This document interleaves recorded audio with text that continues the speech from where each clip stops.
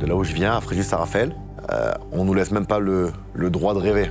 Il faut qu'on fasse une deuxième soirée. Toujours plus, hein. Peut-être que grâce à ça, on a été champion du monde. Je lui ai dit, en tant que défenseur central, t'étais nul. J'ai compris que c'était fini pour moi. Vous aviez envie d'un destin exceptionnel. Je pense qu'on avait prévu un chemin bien atypique pour moi. Ah, il est là, l'animal. Rami. Adil Rami. Ah bah, je suis content de vous voir, hein. Parce qu'on vous piste depuis un petit moment. C'est qu'il est occupé, le retraité. Vous pensiez nous échapper avec vos activités, vos pseudo-activités? Exactement, en tout cas, plaisir partagé. Ouais, plaisir, on va voir. On vous piste depuis un petit moment. Ce qui est bien, c'est que vous êtes traçable. 3 équipes devant TF1, et hop, on vous sert et on vous amène ici. On est content parce qu'on avait besoin de vous parler, monsieur Rami. Très bien. Je vous présente pas mon assistant. Fait peur, hein? Un petit peu. Je vais vous poser quelques petites questions simples, histoire de vérifier que tout fonctionne bien, justement. Vous vous appelez Adil Rami, vous êtes né le 27 décembre 85. Vous avez quel âge?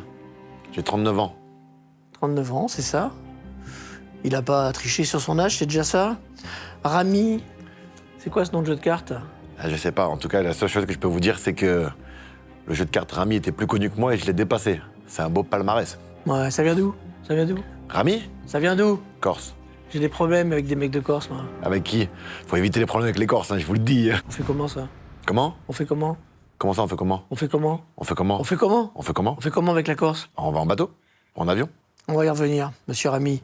Vous prétendez être champion du monde de football. On a cherché des images, on n'a rien trouvé. C'est quoi cette histoire? Ben... C'est plus complexe que ça, le football, hein? Est-ce que vous pouvez là nous dire, je suis champion du monde de football en 2018? Je suis champion du monde de football 2018. Ouais. Bon. On vérifiera. Passons. Bon, j'imagine que vous savez pourquoi vous êtes là. Je vais quand même préciser, hein, parce qu'on pourrait s'y perdre avec votre CV. Emploi fictif, tentative de fugue, excès de vitesse, exhibitionnisme. Ah, il est beau le palmarès, hein? Pas mal. Et pas que. Ouais, on va passer un petit moment ensemble, je crois, Adil Rami.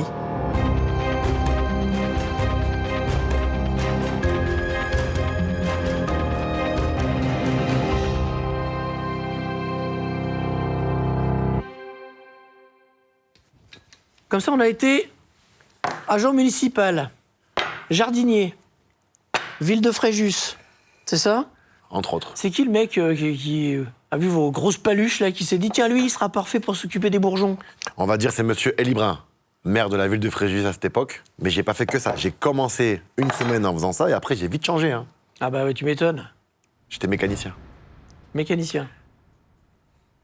Bon, de toute façon, on a auditionné quelqu'un de la ville de Fréjus de l'époque. Je vous propose de l'écouter. Adil? Ouais, il était très sérieux, ouais. Et puis, question ponctualité, on n'a jamais fait mieux, hein. Toujours à l'heure pour préparer sa sortie en boîte de nuit. Ok, on a compris, en gros, emploi mytho, quoi. Emploi fictif. C'était pour jouer au foot. Vous faisiez semblant de travailler, c'est ça? Pas semblant, mais ça me plaisait pas. Qu'est-ce qui vous plaisait pas, la binette? Le Non. sécateur? Non, de travailler. À travailler, carrément. J'étais pas passionné par le jardinage ou la mécanique, D'accord. mais par le foot. Le foot, par exemple, il me payait ses 400-500 euros pour jouer au foot, dans l'équipe première. Ouais. Et pour avoir un salaire plus conséquent, ben, ils m'ont fait rentrer à la mairie de Fréjus avec un salaire de 1100 euros. Ok. En gros, c'est ça. Et ça vous allait, ça? Ça m'allait parce que j'avais une rentrée d'argent, mais je me réveillais pas le matin en me disant je suis content de faire ce que je fais. D'accord. Bah, justement. Vous êtes également suspecté de tentative de fugue. Ça vous parle, cette ville? Vous connaissez? C'est beau, ça. Hein? C'est beau, cette ville. C'est Nice, C'est Nice, ouais. très belle ville. Et c'était quoi l'idée de partir en cachette de Fréjus, faire un essai à Nice, c'est ça? Exactement. Dans le dos de l'employeur? Bah, en étant passionné de football, j'avais toujours espoir de faire des essais et de réussir dans le monde du football. Et puis dans mon club, l'OS Fréjus, j'avais l'impression que ils n'étaient pas là pour nous aider. Et j'avais, à ce moment-là, je crois que j'avais 16 ans ou 17 ans. Non, pardon, 18 ans. Ça J'ai change vu tout. le regard un peu dur et je peux pas mentir. J'ai fait mon essai à Nice et au bout de 3 jours, ça s'est un peu mal passé, quoi. Vous avez été balancé, c'est ça? Exactement. Par qui? L'entraîneur de l'OS Fréjus qui a appelé Nice. Il a dit que j'étais pas fiable et un petit voyou, je crois, d'après mes retours. Alors, est-ce que c'est vrai? On sait pas. Donc, du coup, à Nice, on m'a réveillé à 6 h du matin. en me disant que j'étais pas apte à être dans ce monde-là. Et je suis rentré, j'ai retrouvé la mairie de Fréjus et je m'étais fait exclure de la première équipe. Et pourquoi il disait que vous étiez un petit voyou, l'entraîneur de Fréjus? J'ai fait des bêtises comme tout le monde, mais, Comme tout le monde, ouais. mais je suis pas un voyou. Non. Non. Pas vu, pas pris. Exactement. Hein J'ai l'impression que vous aviez une ambition débordante, monsieur Ramy. Envie d'accéder à des choses dont on vous disait qu'elles n'étaient pas pour vous. Hein. C'est ce qu'il faut éviter avec moi. Vous dire que c'est pas possible. Ouais. Je pense au caractère de ma maman. Vous aviez envie d'un destin exceptionnel. Maman d'être à la mairie de Fréjus, après m'être fait virer de Nice, de retrouver la mairie de Fréjus jusqu'à l'âge de 19 ans, où tout le monde me disait que c'était fini. J'ai toujours cru que j'allais réussir. Peut-être que c'est une revanche sur le fait que, de là où je viens, à Fréjus-Saint-Raphaël, on nous laisse même pas le droit de rêver ou d'espérer. Issu de l'immigration, ça comptait, ça aussi? Vous vous sentiez regardé de travers? Alors, je faisais pas attention parce que je suis toujours dans ma bulle.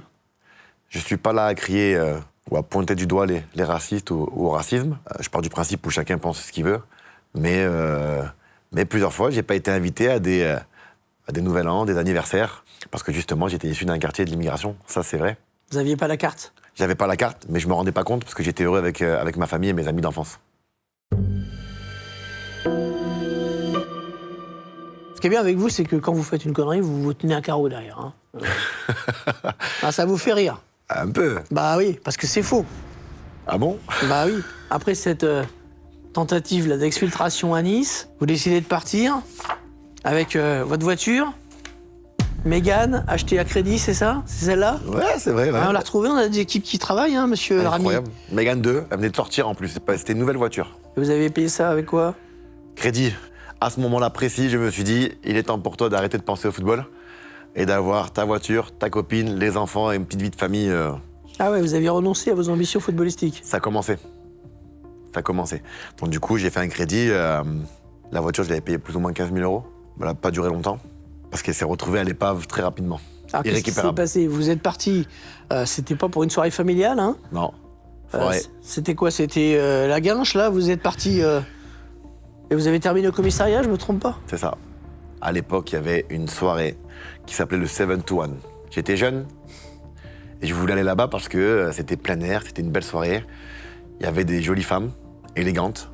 J'ai appelé mon ami, mon meilleur ami d'enfance, qui s'appelle Samir, et je lui dis on y va. Comme tous les jeudis. Un vers moi, un vers lui, un vers moi, un vers lui. On était plutôt bien. Et là, on rentre. On rentre pour terminer, poursuivre la soirée à Fréjus. Et sur le retour, je fais un accident. Un accident qui aurait pu finir très très mal, parce qu'on a fait des tonneaux. Ah ouais? On a fait des tonneaux sur l'autoroute. Ah, d'où la voiture qui n'a pas duré longtemps. Exactement. Le téléphone tombe. Au niveau des pédales, je m'abaisse pour les récupérer. Et en me levant, je m'aperçois que je suis pas loin de la bande d'urgence de gauche. Et je mets un tout petit coup de volant qui a suffi pour partir en vrille totalement. Et on a fini par faire des tonneaux. Et l'image que j'ai à ce moment-là, pendant les tonneaux, c'était des flashs. C'était bleu, noir, rouge, vert, plusieurs couleurs. Et en fait, je pense que c'était les chocs que je prenais sans me rendre compte. Et au moment où la voiture se pose sur les roues, et heureusement, mais elle était perpendiculaire à la voie rapide. À ce moment-là précis, on est à l'arrêt. Il me dit ça va? Je lui dis ça va? Je lui dis mais là j'ai envie de dormir. Le premier truc que je lui ai dit c'est je veux dormir, me reposer et attendre les pompiers ou attendre l'ambulance. Et il me dit mais t'es malade ou quoi? Sors de là. Donc il a sorti, il ouvre ma portière et on sort de la voiture et on se met derrière la barrière d'urgence. Et au moment où je me retourne, boum, une voiture qui arrive à 150 km/h, bam, carambolage. Ah ouais? Ah ouais, incroyable. Et il me dit, premier réflexe, il me dit mange de la terre. Je sais pas ce que je foutais, j'ai commencé à manger de l'herbe et de la terre, j'en sais foutre rien. Et ensuite on voit la voiture qui s'encadre dans ma voiture, on voit les camions vous savez, les gros camions sur l'autoroute qui commencent à faire barrage et à prévenir qu'il y a un accident. Puis après, pompiers, ambulance, police. Et on se retrouve au commissariat parce qu'on me fait souffler. Ils ramènent la machine pour souffler. Je suis relâché à 4, 5 heures, voire 6 heures du matin. Je dors pas, bien évidemment. Je fais une nuit blanche parce que j'appréhende. Va expliquer ça à ta mère. Alors chez nous, le problème, c'est que... Enfin, c'est pas un problème, mais quand il nous arrive des problèmes, on évite de les dire aux parents parce qu'on va se prendre des gifles. Parce que c'est toujours de notre faute. Et c'est vrai. C'était un peu de ta faute, là, quand même, non? Bien sûr, mais toujours, c'est prendre ses responsabilités. Et là, j'ai été voir ma maman et je lui ai dit, écoute, j'ai fait un accident très très grave, voiture à l'épave. Et je lui montre l'état de la voiture. Et elle s'est mise à pleurer. Je pense qu'elle a pris conscience que là, j'ai failli partir. Ça vous a calmé? Ça m'a calmé. Ça m'a fait réfléchir et ça m'a fait prendre conscience que j'avais Dieu avec moi et que j'avais quelque chose... je pense qu'on avait prévu un chemin bien atypique pour moi. Et ça, je l'avais compris très rapidement. Qui l'avait prévu? Dieu? Vous pensez qu'il a que ça à foutre, Dieu, de s'occuper de Adil Rami? Je sais pas, en tout cas, moi, j'ai la foi et j'y pense énormément. Je remercie Dieu chaque jour. À 11h, 11h30, je suis convoqué par le club de l'ES Fréjus. Plus précisément par Daniel Bréard. Et moi, je me dis, ça y est, tout le monde est au courant, je suis sorti un jeudi, j'ai match le samedi, je suis fini. Mhm. Il me dit, viens dans mon bureau, j'arrive dans son bureau, il me dit, ferme la porte. Je ferme la porte, il me dit, tu connais le football? Je joue au football, mais je ne connais rien au football. Je ne connaissais absolument rien au football. Ah oui? Non. Dans le monde du football, je connaissais un seul nom. Des entraîneurs où, après, il y avait des phénomènes, on peut pas se mentir, hein, Zinedine Zidane ou des grands noms. Il avait entendu parler de Zinedine Zidane. Bien, bien. Mais je connaissais Claude Puel. Il était resté, parce que dans le quartier, on se chambrait beaucoup sur les connaissances du football. Et un jour, on m'a dit, c'est qui l'entraîneur de Monaco? Et j'ai pas su répondre, et tout le monde s'est foutu de ma gueule. Donc, il est resté gravé dans ma mémoire, ce nom. Bref. J'arrive avec Daniel Bréard. Il me dit, tu touches combien par mois? Et je lui ai dit 1400 € entre le foot et la mairie de Fréjus. Et il m'a dit, OK. Et il m'a dit, tu peux toucher 10 fois plus. Mais pour ça, il va falloir être sérieux, concentré. Donc, il me fait un petit peu la morale. Il savait absolument rien de l'accident. Et il me dit, maintenant, j'ai un courrier pour toi et je veux que tu l'ouvres devant moi. Et j'ai pris le courrier, je l'ouvre, je vois le symbole du LOSC, je lis, et je vois que c'est une demande d'essai, tout simplement. Et il me dit, tu sais c'est qui Lille? Je lui dis non. Et là, il m'explique que j'irai faire un essai là-bas, et que Lille c'était pas un petit club, mais un grand club qui joue la Ligue des Champions. À ce moment-là précis, je me dis, c'est bon, je vais réussir. C'était pas possible. Tout ça pour rien, c'est pas possible. Et voilà. Vous mangez un bol de terre tous les matins depuis au petit déjeuner? C'est Elsie. Ouais. Ouais. Ouais, ça fait pas prendre de poids, c'est En sûr. tout cas, la couleur de la terre que j'ai mangée avait la même couleur que votre veste, monsieur Matou. Ah, je suis flatté. C'est vrai que c'est pas terrible, mais bon, écoutez, vous savez, quand on est détective, on roule pas sur l'or, on n'est pas comme les footballeurs, monsieur Rami. Et vous signez votre premier contrat professionnel pour encadrer les jeunes du LOSC. Adil Rami va encadrer les jeunes. C'est un peu Balotelli qui s'occupe d'un camp scout, quoi. C'est exactement ça. Mais c'est à 19 ans qu'ils m'ont pris pour encadrer les jeunes. Ils avaient pris 2-3 joueurs de 19-20 ans, voire 21 ans, pour amener un petit peu de caractère et de personnes de l'extérieur. Ah ouais, donc Qui c'était sont- comme Nounou, qui vous voulez. Comme Nounou, ouais, peut-être, ouais, en quelque sorte.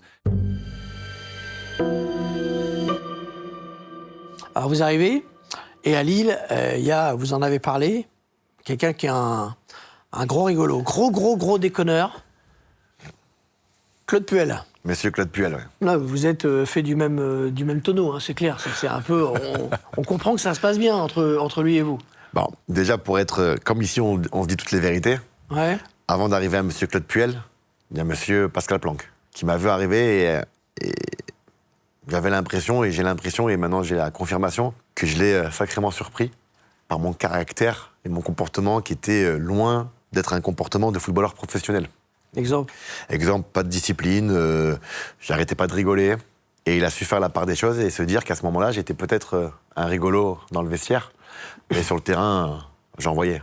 Il a un potentiel, il faut commencer à le faire travailler. Et au fur et à mesure, je pense que j'ai mis toutes les chances de mon côté. Et dès le début, dès les premières séances d'entraînement, vous vous dites, j'ai le niveau. Je peux le faire. Ouais, je me suis dit, je peux le faire. Après plusieurs semaines, alors que vous êtes là pour la réserve, Claude Puel décide de vous faire jouer en première. Et alors là, vous dites, bah non, j'ai pas trop envie. Non, vous êtes fou, à dire Rami. J'ai eu trop peur. Franchement, j'ai rêvé de ça toute ma vie. Quand il m'a convoqué, j'étais content, sans penser à la réalité. Je m'étais fait remarquer à Fréjus, mais c'était pas assez. Je voulais me faire remarquer en France et dans le monde. Et là, je me suis dit, ça y est, t'y es. Magnifique, profite. J'ai kiffé ce moment-là. Jusqu'au moment où j'ai réalisé que j'allais être regardé et peut-être vu, quoi. Donc j'ai commencé à regarder les journaux. Je crois que l'un de mes premiers articles, c'était Rami, le coup de poker. Beau jeu de mots. Pas mal. Pas mal. Et quand je vois dans les médias qui m'annoncent titulaire, je me suis dit, non, en fait, là, j'ai ressenti une très grosse peur. J'arrête pas de réfléchir et de lui dire comment je dois lui dire que je suis pas prêt. Au final, je vois que je suis sur le banc, je suis content. C'était contre Saint-Etienne, si je dis pas de bêtises. Il y a eu un- Saint-Etienne, vous rentrez pas. Non. Et après, on va à Auxerre. Et là, réunion de match. Je vois mon nom titulaire. Et pendant la réunion, je me rappelle, je l'écoute même pas la réunion. Je me dis que je vais attendre que tout le monde sorte de la pièce pour dire au coach que je suis pas prêt, j'ai trop peur. Au final, quand tout le monde se lève, je me lève avec eux, je suis le groupe et je me dis, t'as travaillé toute l'année pour ça. C'était 9 mois après avoir rejoint l'équipe CFA, donc 9 mois après avoir été mécanicien quand même. Et je me dis, laisse faire le destin, juste triche pas, donne tout. Au final, voilà. C'est bizarre quand même, ce gars qui effraie les autres, qui a peur de rien. Ah ouais, c'était trop gros pour moi. Pour moi, j'ai vu les joueurs professionnels comme des aliens. Premier ballon, je me fais contrer, direct. Je pense que ce contre-là m'a fait du bien. Et au fur et à mesure, je me suis aperçu que c'était pas des aliens. Hein. L'image qu'on m'avait mis en tête à Fréjus-Saint-Raphaël, que ce niveau était intouchable, que pour arriver à ce niveau-là, c'était quasi impossible. J'ai enlevé cette barrière très vite, au bout de 5-10 minutes de jeu, et je me suis dit, allez, vas-y. Je me suis senti comme un poisson dans l'eau. Alors, tactiquement, c'était pas dingue, parce que, bien évidemment, il faut apprendre le métier. Mais il y avait du bien, j'ai fini avec un 6 sur 10 et une belle découverte. Je pense que là, ce moment-là, c'était un moment magique pour tout le monde. Enfin, toute ma famille et mes proches. Alors, vous avez parlé de cette équipe, effectivement, il y avait des sacrés loustiques là-dedans. Et cette équipe-là, je pourrais jamais l'oublier, elle est extraordinaire. Combien de fois on s'est retrouvés ensemble, sortir ensemble, faire des restos ensemble. Tous les matins, quand on se retrouvait, on traînait, on squattait un petit peu le truc des soins, quoi, il y a les kinés. Et en fait, on s'amusait à faire du rap. Il fallait trouver des rimes. Dès qu'il y en a un qui rentrait, on enchaînait. Il y en a un qui enchaînait le son, le rythme. C'était Eden, Rio, et on faisait des tout. Et d'un coup, il y en a un qui se lançait pour chambrer Pierre-Alain Fro qui venait rentrer dans la pièce. Je m'appelle Pierre-Alain Fro, j'ai un putain de gros poro en plein milieu du visage. Je me souviens de ça, mais c'était une très très belle équipe. Et puis sur le terrain, je vous avoue aussi que parfois, j'étais plus spectateur qu'acteur. J'étais derrière, je regardais devant, je me faisais chier. Donc je cherchais à dribbler parfois. Se faire remarquer, c'est tenter des choses.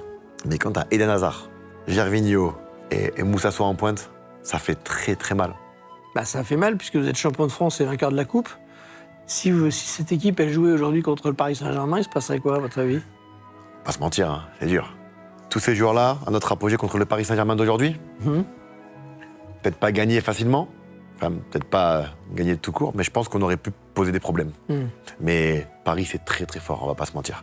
Vous vous êtes fait remarquer, bien sûr, et vous suscitez l'intérêt de l'équipe nationale du Maroc. Et vous n'y allez pas, c'est plutôt sympa les soirées à Casa et à Marrakech. Je choisis jamais les clubs pour les soirées. À ce moment-là, ça y est, hein, j'ai intégré la discipline, la rigueur. Là, dans ma tête, j'ai réussi à tout effacer parce que j'ai jamais fait de centre de formation. On m'a jamais appris ni le football, ni les à côté. Et à ce moment-là, je vais être le meilleur. Je vais être le meilleur. Et c'est vrai que quand le Maroc m'appelle, j'étais le plus heureux. J'étais le plus heureux. Je voulais absolument rejoindre l'équipe nationale du Maroc. Mais comme l'a dit un jour sur une interview Claude Puel, c'est qui m'en a empêché. Et il m'avait dit ne te mets aucune barrière, tu sais pas ce que tu vaux, tu sais pas ce que tu vas devenir et ta progression. Moi, je pense que tu devrais penser à l'équipe de France. À ce moment-là, il y avait encore des gens autour de moi qui pensaient que je pouvais aller plus haut que ce que je pouvais être. J'avais pas encore cette mentalité où je me suis dit, à ce moment-là, jamais de la vie. Jamais de la vie. C'était trop gros. Mais quand même, vous avez renoncé au Maroc. J'ai renoncé parce que je n'avais pas le choix. C'était Claude Puel qui m'a lancé en pro. Et je ne me voyais à aucun moment contredire Claude Puel. Pour moi, c'est la personne que je ne pouvais pas contredire. Mais l'équipe de France, vous l'avez pas en tête. Pas du tout. C'est impossible. Trop haut. Impossible. Ah, le petit Adil qui a pas de limite dans l'ambition, il en a finalement. Ben, il en a, mais c'est venu doucement, doucement. Donc vous signez à Valence. Valencia, comme on dit là-bas, hein? Valencia, Amut Ouais. Valencia. Si. Hablas espagnol? Yo hablo español perfectamente. Parfaitement. Claro, ¿y tú? Un poquito aussi. Muy bien. Donc ça y est, la France est trop petit pour vous. Vous dites, faut que j'aille conquérir l'Europe. On veut toujours plus, hein. Champion de France, champion de Coupe de France. J'arrive à Valence. Et là, je vois Mata, Banega, Davis Alberda. Je vois Jordi Alba, je vois des phénomènes. Attendez, parce que... non mais on vous connaît, à dire ami. le football, c'est bien, mais Valence, c'est pas connu pour le musée du set de table. C'est les soirées, c'est la vie nocturne. Non, là, il faut oublier les soirées, ça y est. Là, Vraiment, vous avez oublié? Ah non, là, il faut parler à Adil Rami, ambitieux, qui veut marcher sur tout le monde. À ce moment-là, c'est fini. Je sais pas si vous avez les chiffres de nombre de matchs que j'ai pu faire cette année, mais à ce moment-là, je crois que je suis au niveau de Cristiano Ronaldo et de Messi en nombre de matchs joués. Je crois que je suis même devant l'un des deux. Au début des matchs joués, oui, mais au niveau des buts marqués, un peu moins. Ah ben, j'ai marqué pas mal de buts, je crois, en première année. 3 ou 4, 5. Ah, c'est bien pour un défenseur. Cristiano Ronaldo, vous l'avez affronté 10 fois, Messi 14 fois. C'est pas mal pour un jardinier. C'est lequel qui vous faisait le plus de cauchemars? Messi. Parce qu'il est petit? Parce qu'il est fort. Messi, et la première idée que j'ai eue de lui, je me suis dit, c'est pas un footballeur. C'est pas un footballeur comme tout le monde, il a un don. Personne ne peut faire ça. J'étais choqué. Comment il pouvait faire ça, en fait? C'était, je pense, le prime du Barça à cette époque-là. Et après, j'ai joué au Ronaldo, impressionné par Cristiano Ronaldo. C'était... de le voir à côté, de me dire que j'ai joué contre eux. Mais j'ai jamais compris la question de Messi ou Ronaldo. C'était la question qui m'a été le plus posée dans ma vie. Messi ou Ronaldo? J'ai jamais compris cette question. Les deux? Messi. Messi? Ah oui. Ouais. Ronaldo, j'étais content de jouer contre lui parce que je sais qu'il va pouvoir me dribbler, mais je vais pouvoir le rentrer dedans, le toucher, le bloquer, le stopper de temps en temps, même si c'est moins que lui, c'est normal. Que lui va pouvoir me dribbler, mais Messi, c'était... Dès que je joue contre Messi, je me disais, allez, fais un exploit. Tente l'exploit. C'était impossible. Impossible. On leur parle mal pour les déstabiliser? C'est jamais de la vie. Par respect? Trop de respect. Franchement, Ah ouais? vraiment, Vous voulez nous faire croire ça? il y aurait un manque de respect, mais trop de respect pour Ronaldo, trop de respect pour Messi. Je suis complètement fan des deux. Simplement, vous avez le droit de penser que Messi était meilleur. En plus, vous les avez joués. Ouais, mais L'un et par l'autre. contre- Par contre, je ne fais pas que penser. Je suis sûr de moi et tout le monde devrait penser la même chose. Mais bon. Pendant que je jouais contre eux, je me disais, profites-en parce que dans une vie, c'est rare. C'est incroyable. Et surtout quand je vois le football d'aujourd'hui. Et ils ont gardé vos maillots? Je crois. Hein. Je pense que Messi l'a gardé parce que dans une photo qu'il a publiée, on voit mon maillot à droite. J'ose Dans son imaginer. salon? Affiché? Non, dans son petit musée, là, où il est assis sur une chaise. Ah, vous êtes dans le musée de Léo Messi. Ouais, c'est pas mal. Ronaldo, je crois que vous aviez une sorte de fascination pour son physique également, si je ne m'abuse. Physique, non, pas plus que ça. Vous avez Mais je dit, trouve que bien gainé, une vraie machine, bien épais. 100% muscle, le gars. Et quand tu touches un attaquant, tu le sens. Tu le sens qu'il va falloir être plus dur avec lui. C'est-à-dire que physiquement, vous le sentiez au-dessus de vous. Ah ouais. C'est pas tous les jours Ah que vous non. avez eu ce sentiment-là. Ah, pas tous les jours, non. Mais athlétiquement, c'était quelque chose. Hein. Quand il commençait à démarrer, à sprinter ou à sauter, waouh.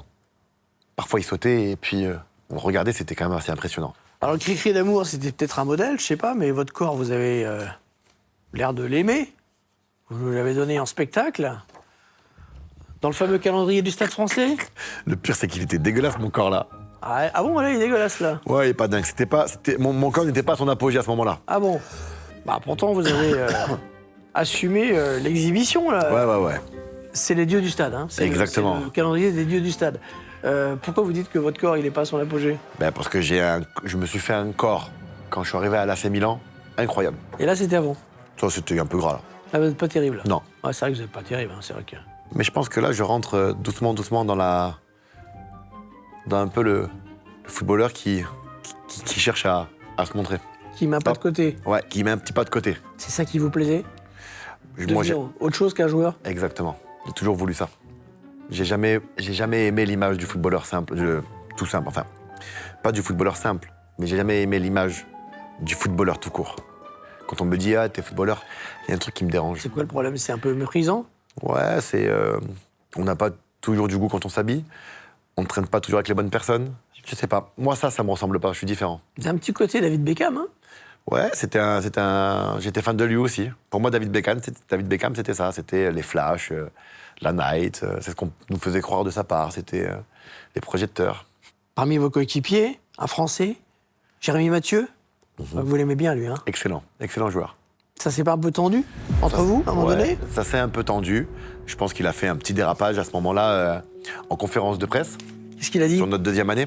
Il jouait moins, je crois, ou il jouait pas. Je jouais, alors que c'était un titulaire hein, à part entière. Je rentre de vacances un peu plus tardivement que le groupe, parce que justement, j'avais fait l'Euro. J'étais tout proche de signer à City. Au final, je signe pas à City et je reste à Valence et je joue. Ils disent qu'il faut pas dire parce que c'est vexant. Je comprends pas, il y a des joueurs qui cherchaient à partir absolument et quitter le club. Et au final, ils se retrouvent titulaires. Là, je vous ai pointé du doigt un Ils peu. nous ont un petit peu pointé du doigt et moi, le problème, c'est que je sais pas faire semblant.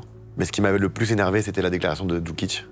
Quand j'ai vu la déclaration de Djukic derrière, j'ai appelé les radios espagnoles et je me suis auto-programmé une interview en direct. Truc qu'on ne fait pas. J'ai compris que c'était fini pour moi. Le Vous téléphone saviez, de la chambre. En faisant ça, vous saviez que vous tiriez une balle dans le pied. Ouais, je savais. Mais j'étais encore jeune et rendez-vous tous ensemble. On était tous ensemble, assis. Tout le monde se demande pourquoi. Je suis devant tout le monde. Il a dit, Djukic commence son discours en disant, je vous ai convoqué parce que Monsieur Rami nous a tous salis. Et je lui dis, t'es un menteur. Et là, il me dit, non, t'as dit que... non, j'ai dit que toi, t'étais pas un homme et que tu disais pas les choses en face aux joueurs. Et il m'a dit, t'as rien à leur dire? Je leur dis pas pardon? Je leur dis non.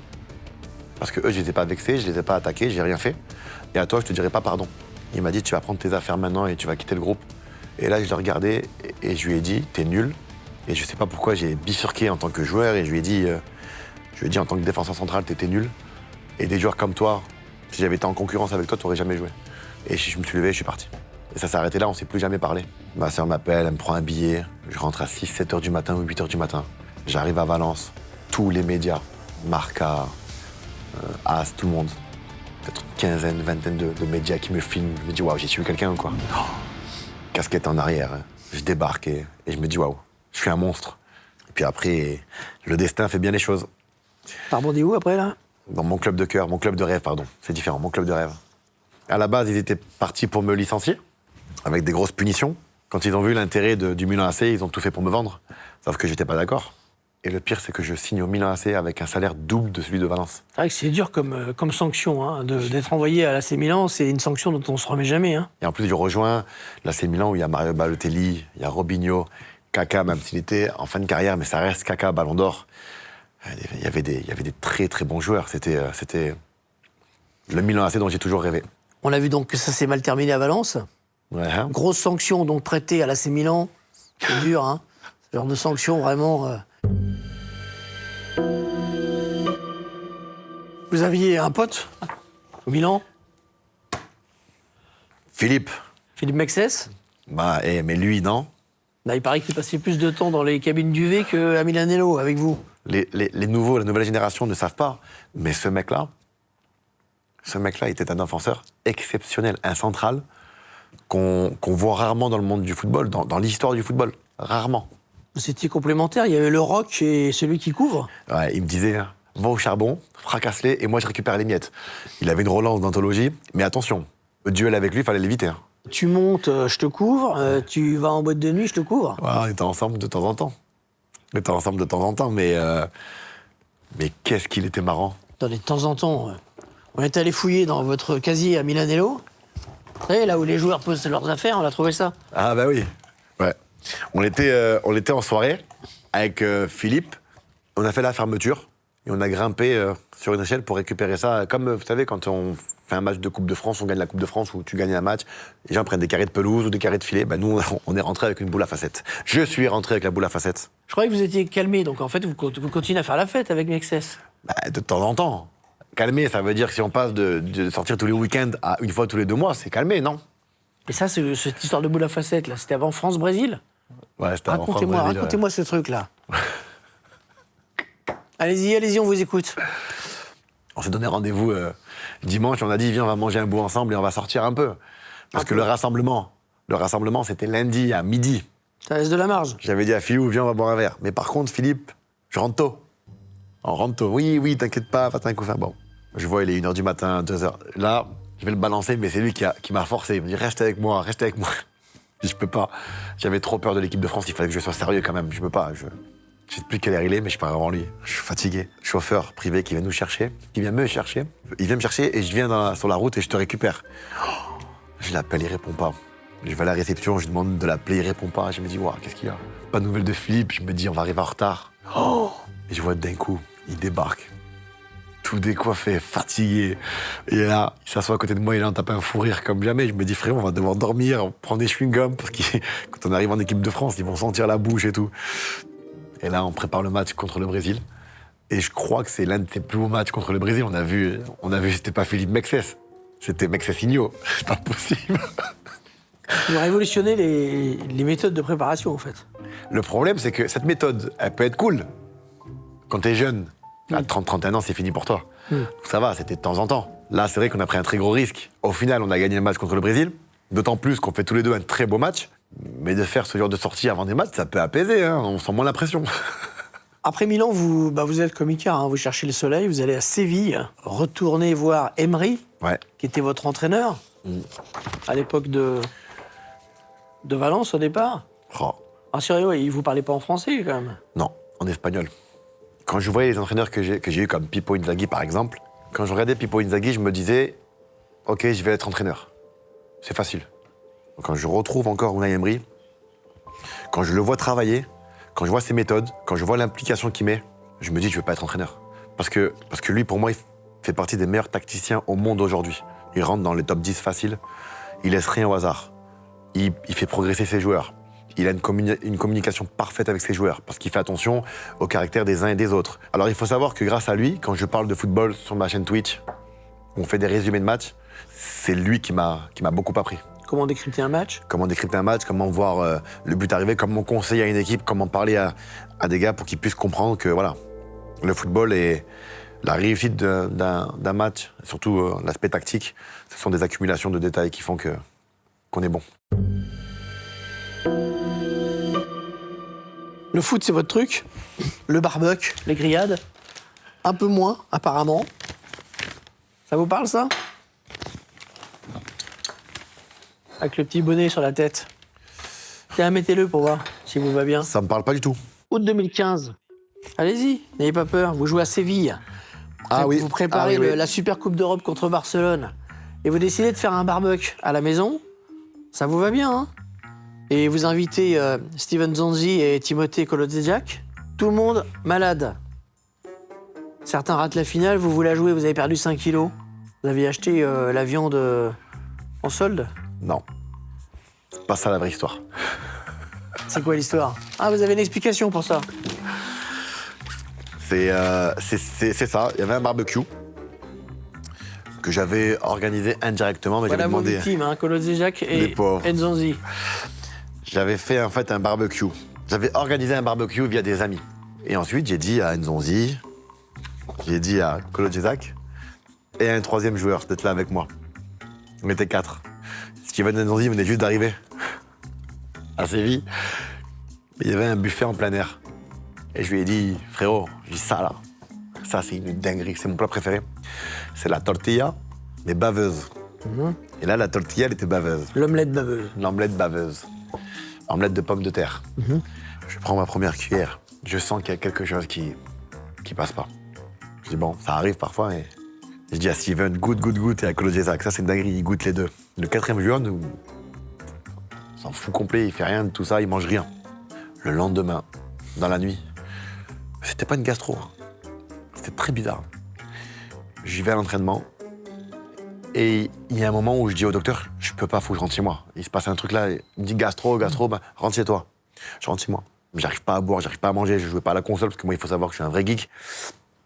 J'étais pas au courant, j'avais pas de nouvelles de Nzonzi, j'avais pas de nouvelles de Kolodziejczak. Pour moi, j'étais le seul malade. Et au bout de 4 jours, la femme avec qui j'étais, insiste et dit au docteur, arrêtez maintenant de lui filer du Powerade, ça fait 4 jours, c'est pas une gastro, faut faire un truc. J'arrivais plus à marcher. Ambulance qui débarque à la maison, chaise roulante. On me met dans l'ambulance, on m'emmène à l'hôpital, on me fait faire des prises de sang. J'apprends qu'il y a Steven Nzonzi chez lui, malade, et Kolodziejczak. Le quatrième joueur, C'est qui? c'est Kevin Gamero. Ah, c'était Gamero. Mais il n'a rien mangé. Et nous, avec Nzonzi, on venait d'arriver. Bref. Et là, on m'installe, on fait le truc. Je m'installe, je peux pas bouger, je suis pas bien. J'ai senti qu'en 4 jours, j'ai perdu beaucoup de poids. Et là, on revient en me disant, c'est la salmonelle... Salmonellose. Salmonellose. C'est une bactérie. Une grosse Ouais. bactérie, ouais. Et on était 3 à avoir attrapé ça, plus 2 autres personnes qui s'étaient retrouvées aussi à l'hôpital. On va chercher en urgence Nzonzi et Kolodziejczak, parce que si moi j'ai la salmonellose, eux aussi. Bref, le lendemain, je prends ma Je prends ma canne, là, mon truc là, avec la perfusion, je marche avec, et je rentre dans la chambre de Steven Nzonzi. Et je l'ai vu, et je me suis dit, ouais, c'est chaud. Il était dans un état. Et moi, quand je rentre, je pleure de rire. Non seulement je suis rassuré, mais je le vois comme ça, et en plus, il fait presque 2 mètres, Ça vous fait marrer. allongé avec son grand pied dehors, sa jambe et tout. Je me dis, déjà que de base, Steven Nzonzi n'est pas épais, mais là, s'il perd des kilos. Et son père est rentré, il pleurait quand il a vu son fils comme ça. Carrément, il signait du nez et tout. Et Kolo Djesak, pareil, il avait perdu beaucoup de kilos. Je reste 2-3 jours à l'hôpital, je perds 6 kilos. Et j'ai mon chi qui vient et qui me dit, Adil, on doit trouver une solution. Tout le monde réclame, Directeur tout le monde demande sportif, où est-ce que tu es, ouais, directeur sportif. Comment on fait? Je dis, je peux pas, je peux ni marcher ni rien faire. Une semaine sans entraînement. Et on préparait le match de Super Coupe des Coupes. Super Coupe d'Espagne. Super Coupe d'Espagne, c'était Super Coupe d'Espagne? Contre le Barça. Super Coupe d'Espagne contre le Barça, mais où? À Je sais pas où Iblis ou je sais pas quoi. Il me dit, bon, tu vas devoir voyager. Je me dis, ouais, quand même, il craint. Ils m'ont filé un pactage. J'ai mis ma tenue de Séville. J'étais fatigué comme jamais. Arrivé là-bas, ils me font courir sur un tapis. Le maximum que je fais, c'est 4 minutes. J'arrive pas à faire plus. Le lendemain, je commence à manger. Le soir, je m'entraîne avec le groupe. Je sens que ça va pas, quoi. Qu'il me manque du peps. Le lendemain, j'ai Unai Emery qui me convoque et qui me dit, Adil, viens dans ma chambre. J'arrive dans sa chambre, il me dit, bon, on a perdu Nzonzi, on a perdu Kolo Djesak. Il m'a dit mot pour mot, je prends mes responsabilités et tu vas jouer. Et c'était exactement comme ça qu'il faut me parler. Ça veut dire que quand tu prends tes responsabilités, j'ai plus de crainte d'être bon ou pas bon à ce moment-là. Je me dis, ok, il savait que j'étais toujours à 100%. Ça, lui, il le savait. Je sais pas tricher, je me bats, je m'arrache. Du coup, il m'a fait jouer contre le Barça. On a perdu 5-4. J'ai joué 120 minutes et j'ai loupé l'action du 5-5 sur un centre de Krikoviak au deuxième poteau où je la prends sur le genou. Il m'a mis un centre assez puissant, assez fort. Et voilà, on a perdu 5-4 contre le grand Barça en prolongation. Incroyable. Ouais, franchement, c'est incroyable. Et plus jamais vos potes n'ont accepté vos invitations de... Ouais. Généralement, quand j'invite pour une soirée, il faut venir. Ouais. Et ça ressemble à quoi une soirée Adil Rami? C'est une soirée où les gens peuvent échanger, parler, pourquoi pas faire du business. Mais le plus important, c'est une soirée qui me ressemble. Je veux que ça soit chic, élégant, que les gens puissent s'amuser, entouré de belles personnes et de bienveillance. C'est pas mal. Ouais. Ça donne envie. Mhm. Ça donne envie. On va parler de l'équipe de France. Votre aventure avec l'équipe de France, ça débute le 11 août 2010. Première convocation et première titularisation de l'équipe de France. C'est la première de Laurent Blanc après Naïsna. Bah oui, c'est une évidence. Ça s'est mal passé à Naïsna. Il faut s'appuyer sur des gens sérieux, sans problème. Je prends Adil Rami. Eh ben, bien sûr. Je suis arrivé à ce moment-là, qui était quand même un moment très, très hostile. Tout le monde détestait l'équipe de France. Waouh. Ça vous a manqué de ne pas participer à Naïsna? Ça manque un peu à votre palmarès parmi les conneries, non? Non, parce que moi, j'étais pas dans ce type de conneries aussi grave. Hein. J'ai fait partie de la sélection de Naïsna, parmi les 30 joueurs convoqués. Présélectionné. Présélectionnés, et il en a retiré 5. Au final, encore une fois, Dieu est avec moi. Et vous le sentiez, là, que vraiment, cette hostilité quand vous arrivez? J'ai encore des images où on allait à Enghien-les-Bains. Je voyais des mecs faire des fucks et tout. Hein. De faire ça à ta propre équipe nationale, je me rendais pas compte à 100%, mais je me suis dit, waouh, c'est chaud. Au fur et à mesure, je me suis aperçu de la douceur des visages et des mots des supporters de l'équipe de France. Et j'en ai fait partie. Qu'on le veuille ou non, j'ai fait cette transition. Et la première fois où vous portez ce maillot, vous repensez à Claude Puel, il y a quelques années avant, qui vous avait dit attends, tu sais pas, sky is the limit. Je le remercie encore aujourd'hui. Quand je le vois, moi, je le vois pas comme un coach ou autre. Quand je le vois, moi, j'ai envie de le prendre dans mes bras. Que ce soit Claude Puel, Pascal Planck, François Vitali, Daniel Briard. Moi, je n'oublie pas. J'ai beaucoup de reconnaissance. Mais quand j'ai joué le premier match de l'équipe de France, c'était très dur pour moi de me concentrer. J'avais appris l'hymne national de l'équipe de France, je la connaissais pas. Après un fiasco pareil, c'est vrai on m'avait donné, moi, la chanson, parce que je ne la connaissais pas, et il fallait qu'on montre une belle image de l'équipe de France. Il y avait beaucoup de polémiques, qui chante pas, etc. Moi, je suis français d'origine marocaine, j'aime mes deux pays, mais pour moi, c'était, sans qu'on me le dise, c'était une obligation de chanter l'hymne national. Et ça a été très dur pour moi, parce que de chanter l'hymne et de penser à ma famille et à ma mère, c'était trop dur. Trop d'émotions. Je voulais pas pleurer. Mais si on voit les images, je me forçais à pas pleurer et je me forçais à pas voir ma mère. Je voulais pas la regarder. Je suis très famille. Tout ce que j'ai eu, moi, on a toujours respecté la hiérarchie familiale et la maman. Ça, c'est quelque chose que je n'oublierai jamais, et encore aujourd'hui. Mais de jouer un match de foot aussi intense, au plus haut niveau, et d'avoir ce problème d'hypersensibilité, c'est très très dur. Elle était fière, votre mère? Ah ouais. Ah, ma mère, dès qu'on parle de tout ça, elle pleure encore. Hein. Voilà, elle est fière parce que je danse. Ça lui fait plaisir. Vous parlez de sensibilité, vous avez été diagnostiqué HPE, c'est ça? Au potentiel émotionnel? Alors, ça veut dire quoi? Alors, ça n'existe pas, je pense, le diagnostic du HPE où on te confirme. Alors, certes, hein, les gens confondent, hein, je ne suis pas HPI du tout. L'intelligence émotionnelle. Émotionnelle. Mais par contre, parfois, je rentre à la maison et je suis fatigué. Pourquoi? Parce que je capte les ondes de tout le monde. Et je suis un hypersensible, donc tout me touche, tous les regards, les machins. Je prends tout. Un petit mot, je peux le prendre fois 1000.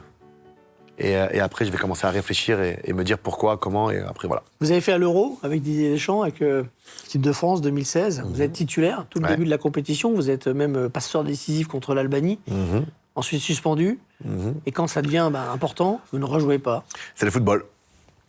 C'est dur, non? C'est très dur. À l'annonce de ma non-titularisation, je me suis mis à pleurer. Parce que je trouvais ça injuste. Match suivant votre suspension. Suspension, je trouve ça injuste, que ça me rendait triste. Mais qu'à ce moment-là, dans les grandes compétitions, ce qu'il faut faire, c'est vite penser au groupe. Je voulais absolument gagner l'Euro pour l'équipe de France, pour notre pays. Mais je pensais à ma personne. J'ai pas pu jouer cette demi-finale. Au final, on a gagné. Il a eu raison. Je me suis dit peut-être que je vais jouer la finale. Je la joue pas non plus. Et on la perd. Vous lui en voulez à Umtiti de jouer, d'être sur le terrain à votre place? Non, jamais de la vie. C'était son premier match. C'était risqué. C'était très risqué. Contre l'Allemagne? On réenchaîne, on joue la finale et je me dis, je vais peut-être jouer. Est-ce qu'il va prendre le risque de mettre Umtiti pour la finale? Il l'a laissé. On l'aurait gagné, cette finale, et vous l'auriez cassé en deux, Eder? Je pense que c'était ce type de profil, c'est pour moi. J'aime les grands, j'aime les costauds, j'aime rentrer dedans, j'aime me confronter et faire du combat. Maintenant, voilà, je me dis qu'on a peut-être que grâce à ça, on a été champion du monde. On va arriver à votre gros fait, Coupe du Monde, votre coup de génie.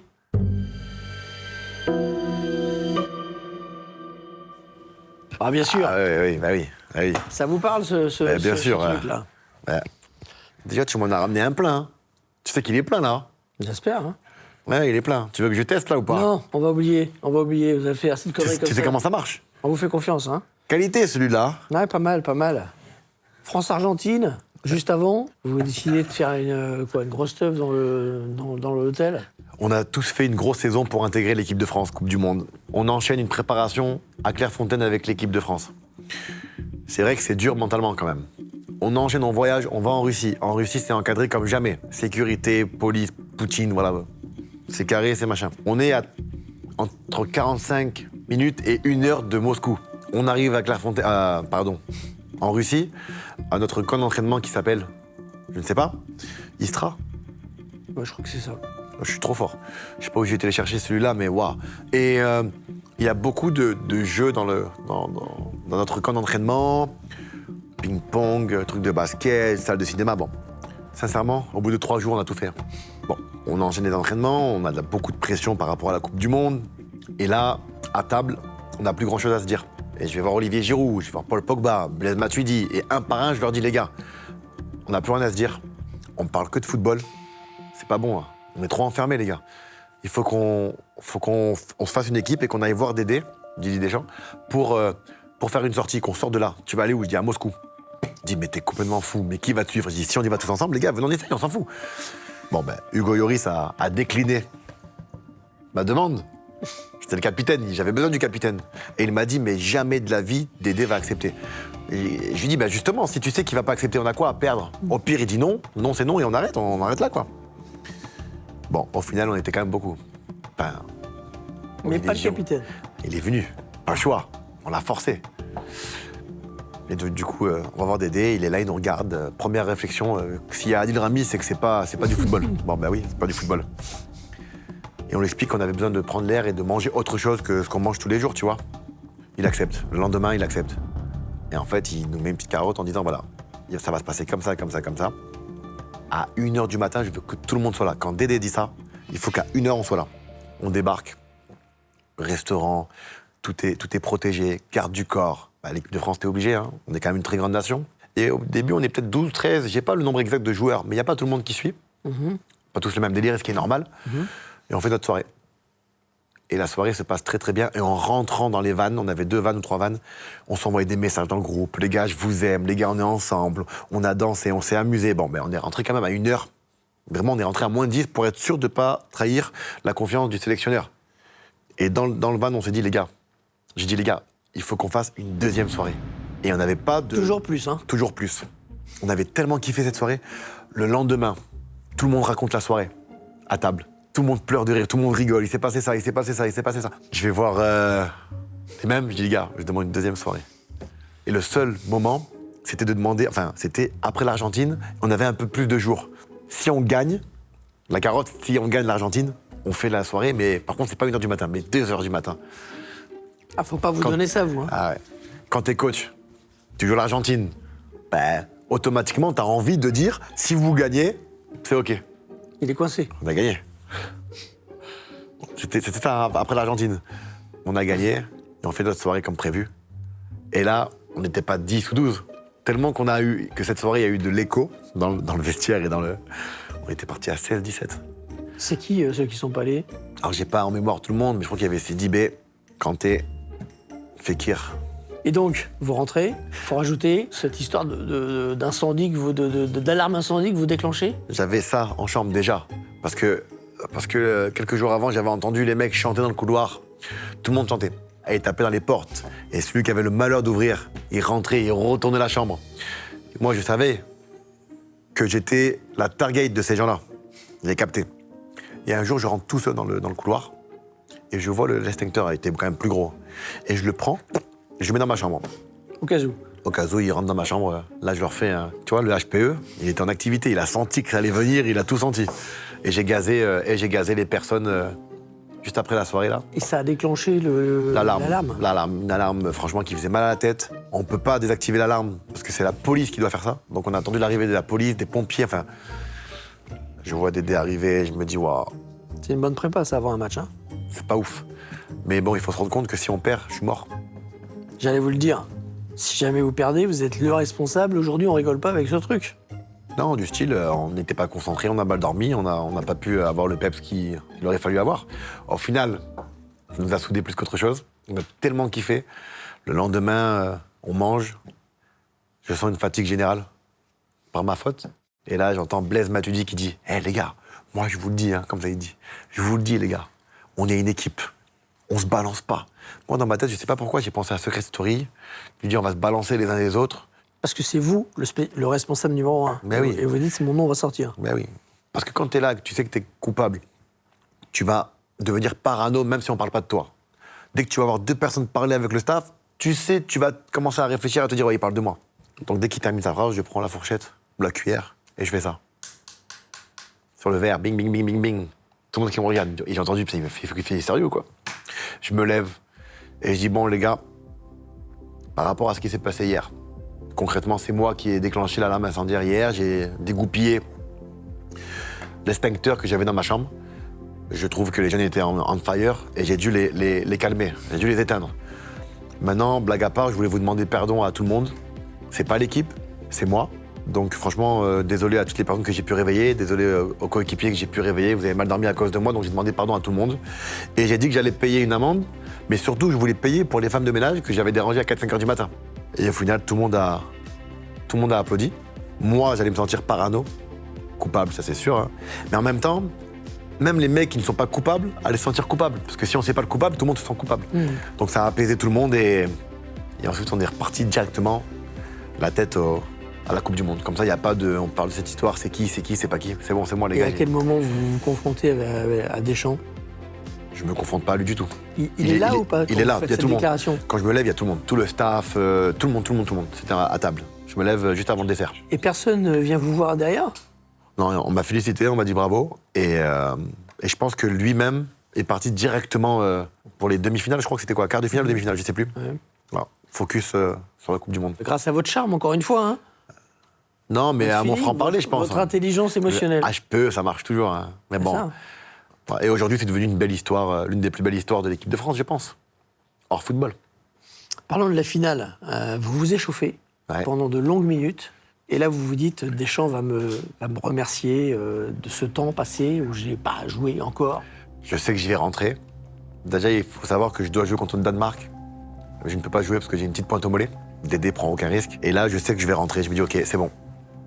Et je me dis que de toute façon, on va gagner. Il y avait quoi, 5-2 Je sais plus combien il y avait. Le 4-2, le score. Donc, 4-2, ouais, il y avait 4-2 score final. à ce moment-là. Et je me dis que je vais rentrer et célébrer mon entrée. Chose qui est, j'allais rentrer en faisant l'oiseau qui est content. Boum, Coupe du Monde, je kiffe. Et je me replace. Vous alliez faire le malin, quoi, encore. Pas le malin, mais En mondiovision. kiffer mon moment. Voilà. C'est comme ça que je l'entendais, que je le voyais, heureusement d'ailleurs, mais Ça, vous pensez à ça pendant que vous vous échauffez. ouais. Et vous vous dites aussi, quand même, je vais rentrer dans une finale de Coupe du Monde. Ouais, c'est ce dont j'avais rêvé quand j'étais plus jeune. J'étais mécanicien. J'ai rêvé que Fréjus jouait une Coupe du Monde. Bizarre. Et c'était la finale. Et j'étais remplaçant. Et que le coach m'a dit, écoute, tu vas rentrer, tu vas prendre lui. C'était R9 avec sa coupe, R9 Prime. J'ai dit OK. Et je suis rentré à ce moment-là. Donc très bizarre. Au final, j'ai failli j'ai failli vivre la même chose, mais... Et pourquoi vous jouez pas finalement? Pourquoi vous rentrez pas? Ah, mon cher ami Hugo Lloris, il m'a plombé. Il a fait son petit dribble qui a fait qu'on était à 4-2. Il y a 4-2, tu peux pas prendre le risque de c'est faire ça. rentrer en sachant que ça faisait quoi, 1 mois et demi, 2 mois que j'ai pas joué. Mais je peux pas lui en vouloir. Le plus important, c'est le sacre. Vous n'êtes pas un peu kleptomane là? Parce que c'est mon stylo ça. Hein. Non, je suis... ouais. On est en train de s'apaiser là, c'est vrai que ça se passe bien entre nous, monsieur Rami, mais attention, je vous rappelle ouais. que c'est une garde à vue. Hein. Ouais, j'avoue, j'ai Hein oublié. Dans le vestiaire, il y a du monde en tout cas. Il y a Vladimir Poutine. Vous n'avez pas l'idée à un moment donné de lui balancer un truc sur la tête, de le pousser dans la piscine? Wow. Vous l'avez pas fait ça? Vous avez bien fait, je crois. Hein. À un moment donné, j'ai hésité à lui faire un chabit. Mais je me suis dit, oula, Vous seriez peut-être pas là. mon côté HP m'a peut-être sauvé. Je sais pas. Vous avez senti que c'était pas le genre de bonhomme à qui il fallait faire ça. Chabit. Mais Et il y a la présidente croate, bien sûr, avec qui vous avez une conversation. que je trouve très belle. Que je trouvais très belle. Et j'ai plus de nouvelles d'elle depuis longtemps maintenant. Ah, quoi, vous avez essayé de draguer la présidente croate? Je suis pas dragué, mais j'ai fait un petit compliment. Rien de bien. D'abord, c'est elle qui m'a complimenté en premier. Sur Faut le votre savoir. moustache, c'est ça? Elle m'a dit nice moustache. Je lui ai dit thank you. Je me suis senti redevable de compliments. Alors je lui ai dit I love Mykonos. C'est quoi le rapport? J'ai confondu la Grèce et la Croatie, c'est tout, ça arrive. Ah ouais, d'accord. Bah ouais. Et au final, c'est Olive qui me dit mais t'es con quoi, Mykonos c'est pas en Croatie. Elle dit c'est pas grave, je suis champion du monde, je me suis fait remarquer, mais c'est pas grave. It's not in Croatia. Elle aurait dû me dire peut-être are you stupid or what? Mais elle m'a pas dit. La géographie, c'est pas trop votre truc, pourtant Je suis vous avez chaud quand patate. même... Vous êtes bon en géographie? Je suis pas dégueulasse, hein. Ouais. Vous avez voyagé, il faut dire. Oui. Je vais vous montrer une carte d'un endroit que vous connaissez peut-être. Vous connaissez cet endroit? Ah bah oui. C'est Sochi, non? C'est Sochi, ouais. C'est beau, Sochi. Bah, je sais pas, moi j'y suis jamais allé. Vous y êtes allé? C'est un projet qui m'intéressait parce qu'il y avait des joueurs comme Alexandre Kokonine. Ah oui, effectivement. Fallait bien trouver ouais. quelque chose à dire. Kokorine, c'est sûr qu'un club où il y a Alexandre Kokorine, moi j'y vais tout de suite. C'est sûr que ça montre que le projet il est sérieux. Oh, vous vous foutez de nous là, oh. Fallait que je trouve un club. Ah ouais, c'était ça l'idée quoi. Moi je pensais qu'il y avait que du ski à... Franchement, bord de mer magnifique, avec une magnifique montagne. C'est là-bas qu'on fait les meilleurs spas. J'ai fait des spas d'anthologie. Mais en vrai de vrai, à ce moment-là... Это шутка. Hein? Aroshka. Da. А русская это шутка. Da. Привет. Присосался. Присосался к ночи. Tu connais le russe? Là, il est en train de dire que tu te fous de nous, qu'ils t'ont jamais vu là-bas. Et t'as jamais joué au foot. Bah non. À Sochi. Mais il y avait le confinement. Vous êtes arrivé, confinement. Et encore, on l'a fait tardivement, nous, en Russie. Vous avez jamais joué pour Sochi. Mais pourquoi vous êtes resté là-bas? Parce que je pouvais plus revenir. Ah, vous étiez bloqué. Ah bah bien sûr, j'aurais aimé rentrer avant, c'était impossible. En vrai de vrai, tu vas là-bas, tu prends un chèque quoi. Et vous l'avez pris le chèque en rouble? Bah ouais. Quand on m'a parlé de ce club, je me suis dit bon, beau stade, on va tester un petit peu la Jolie Russie, petite ville. jolie petite ville, let's go, on va voir. Je suis parti de là, c'était en mode aventure, hein. Ça y est, j'avais plus d'ambition d'être performant. Et ils vous ont payé? Bah oui. grâce à la FIFA. Ils vous ont mis un peu de pression, là, je crois que si. Ah oui, ils ont voulu que je signe un contrat en disant que j'allais... en fait, ils voulaient changer mon contrat pour dire, en gros, vous allez prendre tant par match. Donc c'est des grosses sommes par match, quand le championnat reprendra. Et je leur ai dit, le championnat va jamais reprendre. Si, on ne sait pas encore, on est en discussion, politiquement parlant. Et je leur ai dit, moi, je prends aucun risque. Je leur ai dit, pour moi, je suis champion du monde. Je suis trop populaire dans le monde du football pour qu'il m'arrive quoi que ce soit. Voilà. Mais j'ai eu peur, mais en même temps, j'avais pas peur. Je me dis, bon, mettez votre pression. Ils faisaient quoi? Je sais pas, ils étaient plusieurs, ils insistaient. À un moment donné, il a fallu que je sorte de chez moi, parce que j'habitais à un rez-de-chaussée, pour aller à un petit, tout petit hypermarché ou un petit... En plus, il y avait du périmé dedans, c'est incroyable. J'ai remarqué une voiture avec un monsieur assez imposant. À ce moment-là, je le vois le téléphone et il me filme. J'ai pris mon téléphone, je l'ai filmé. On s'est auto-filmé. Il était là pour contrôler quand est-ce que j'étais à la maison, en fait. Quand est-ce que... Et une demi-heure après, une heure après, ils sont revenus chez moi pour taper au volet. J'ai ouvert. Il me dit, bon, voilà le contrat, il faut le signer. Je leur ai dit non, il n'est pas en français. Et je leur ai fait croire que ma caméra de PlayStation était allumée et qu'ils n'avaient pas le droit de revenir chez moi. Et que j'allais garder la caméra allumée. C'était pas vrai. C'était pas une caméra... Vous êtes chaud, vous, hein? On fait Avec comme les on peut. Russes, vous jouez à ça? Je fais comment? Vous pouvez pas faire autrement. Et là, derrière, on a appelé l'avocat, on a appelé Mohamed Sanadji, qui s'occupe de la sécurité des joueurs de l'équipe de France. Et on m'a fait revenir en France. On vous a exfiltré Exactement. Et on a fait appel à la FIFA. et vous avez été payé On a gagné. via l'intervention de la FIFA. Exactement. Bon, vous êtes streamer sur Twitch, et alors vous avez une victime préférée sur votre chaîne, c'est Rudiger, le joueur du Real. En gros, vous dites que vous l'auriez bouffé sur le terrain, c'est ça? Tiens, on a un petit son de Rudiger d'abord, que je vais vous faire entendre. J'ai vu ce que tu avais dit sur moi. Artung Rami, moi aussi je peux réacter à ta dernière saison à 3. Pourquoi vous en prenez à lui, là? Parce qu'il est loin, déjà. Alors, je m'en rends... Alors, non. Je m'en prends pas à lui de base. C'est que je fais des analyses, des résumés d'après-match. Et en faisant des analyses et des résumés d'après-match, je me suis jamais intéressé à ce joueur. Alors, tout le monde disait qu'il était fort, donc je faisais confiance à la population du monde du football. Ok, il est fort. Et depuis mes résumés sur Twitch, je me suis dit, waouh, j'ai vu 2-3 actions de lui, tactiquement parlant, un petit peu exagérées. Je me suis dit, attends, pour tout le bien que j'entends de ce joueur-là, ça me paraît bizarre. Ensuite, il s'est embrouillé avec Sergio Ramos, qui pour moi est une légende intouchable en défense centrale. Surtout qu'il a joué au Real de Madrid, tu dois avoir du respect pour tes aînés. Ça m'a encore plus interpellé. Et tout ça a fait que je me suis rendu compte, et je continue à le dire, depuis que je commence, depuis que je fais mes résumés sur Twitch, l'ancien professionnel ou les spécialistes du monde du football qui osent me dire aujourd'hui que Rudiger est bon, pour moi, il ne connaît pas le football. Personne a droit de me dire qu'aujourd'hui, il est bon, tactiquement. Pour vous, c'est une pipe. Pour moi, ça fait maintenant 4-5 mois que je suis un petit peu le Real de Madrid. Ils sont premiers du classement. Fiorentino Pérez n'a recruté aucun joueur en défense centrale parce qu'il s'est dit qu'ils étaient premiers, donc c'est un peu l'arbre qui cache la forêt. Mais défensivement, je les trouve catastrophiques. Rudiger a que 31 ans. 30 ans, 31 ans, c'est quand même un âge où on doit avoir de la maturité en défense centrale. On peut me dire qu'il est agressif, mais c'est à contre-temps. Dès qu'on voit des équipes en face qui savent un petit peu jouer au ballon, on le voit plus. Et quand je vois ces 5-6 derniers mois de Rudiger, faut pas le comparer avec moi quand j'avais 30 ans, c'est pas possible. Et quand on me dit je suis jaloux parce qu'il joue au Real de Madrid, excusez-moi de vous dire un truc, aucun joueur aujourd'hui du Real de Madrid aurait pu intégrer le Real de Madrid de 2008 à 2015-2016. Ah, vous faites plaisir sur Twitch, vous en prenez un peu à tout le monde. Ouais. Cristiano Ronaldo va avec ta petite équipe saoudienne jouer contre Brest. Il dit de là. Le fameux Jacques-Henri Hérault. Ah, dont pas on mal parlait les tout à articles, l'heure. j'avais pas vu tout ça. Je déteste Jacques-Henri Hérault. Je le défonce, je l'aime pas. C'est bien. Et alors vous défoncez tout le monde. La manette. Même un pauvre gamin qui vous parle mal. Ouais. Et vous l'insultez. Tiens, je crois qu'on a le son de comment vous lui parlez à ce pauvre gamin. Depuis qu'il m'a insulté ma grand-mère sur FIFA, je dors plus la nuit, j'arrive plus à faire mes devoirs. Et surtout, j'arrive plus à regarder mamie dans les yeux. Bah alors, sa mère, elle vous a C'est pas contacté. mal, Hein. c'est pas mal. Le gamin que tu insultes sur ta vidéo, c'est mon fils, et sa grand-mère que tu... c'est ma mère. Non mais comme vous parlez aux enfants, alors, dire Rami. Alors, mais monsieur les gendarmes, vous êtes qui? Ça se passait bien jusqu'à présent, là, mais... Monsieur la police? Je suis Alors, détective privé, moi, monsieur. Sur ce que vous venez d'entendre, à aucun moment on peut savoir qui est derrière les pseudos. Derrière un pseudo, ça peut être un gamin, certes, mais ça peut être un vieux, une femme, on ne sait pas. Donc moi, en gros, j'insulte un pseudo ou un bot. Donc, voilà. C'est votre défense. C'est ma défense, monsieur. Ok. J'ai une dernière pièce de conviction à vous montrer.